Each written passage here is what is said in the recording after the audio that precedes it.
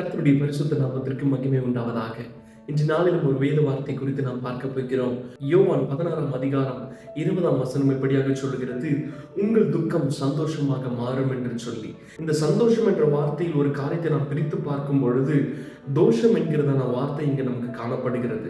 இந்த தோஷத்துல பல வகைகள் உண்டு. கிரக தோஷம், நாகதோஷம், புத்திர தோஷம், பாவ தோஷம் என்று சொல்லி பல காரியங்களை சொல்லுவார்கள்.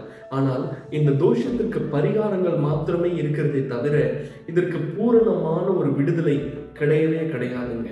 அன்பானவர்களே, இந்த தோஷம் நிறைந்தவர்களுடைய வாழ்க்கையில அநேக துக்கங்கள் இருக்கும். துக்கமுகமாய் இருப்பார்கள். வியாதிகள் இருக்கும், கடன் பிரச்சனைகள் இருக்கும், பாரங்கள் இருக்கும், பலவிதமான தீமையான காரியங்களுக்குள்ள அகப்பட்டு கொண்டிருப்பாங்க. இந்த காரியத்திற்கெல்லாம் பரிகாரம் என்று ஒன்று செய்து அதற்கு தீர்வே இல்லாமல் வாழ்ந்து கொண்டிருப்பார்கள். ஆனால் என் ஆண்டவராகிய இயேசு கிறிஸ்து 2000 ஆண்டுகளுக்கு முன்பே இப்பேற்பட்ட காரியங்களுக்கு பதில் தந்திருக்கிறார். பிரியமானவர்களே, ஆண்டவராகிய இயேசு கிறிஸ்து யார் என்று தெரியாமல் நீங்கள் ஒருவேளை வாழ்ந்து கொண்டிருக்கலாம்.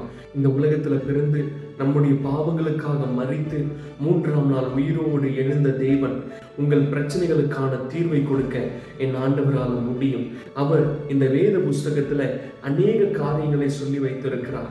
இதை நாம் வாசிக்கும் பொழுது, தியானிக்கும் பொழுது நம்முடைய வாழ்க்கை மாறும். சுற்றி இருக்கிற ஜனங்கள், உங்களுடைய சொந்தக்காரர்கள், நீங்கள் அழிந்து விடுவீர்கள் சொல்லி உங்களை ஒரு கண்ணோட்டத்துல பார்த்து கொண்டிருக்கலாம். ஆனால் என் தேவன் மரித்து போன உங்கள் வாழ்க்கையை உயிரடைய செய்ய வல்லமை உள்ளவராயிருக்கிறார். அவர் இந்த வரலாற்றை பிரித்த தேவன். அந்த தேவன் ஜீவனுள்ள தேவன்.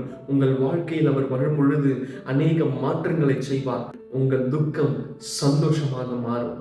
அவரை நீங்கள் நம்பி வரும் பொழுது அநேக நன்மையான காரியங்களை செய்வார். ஆமென்.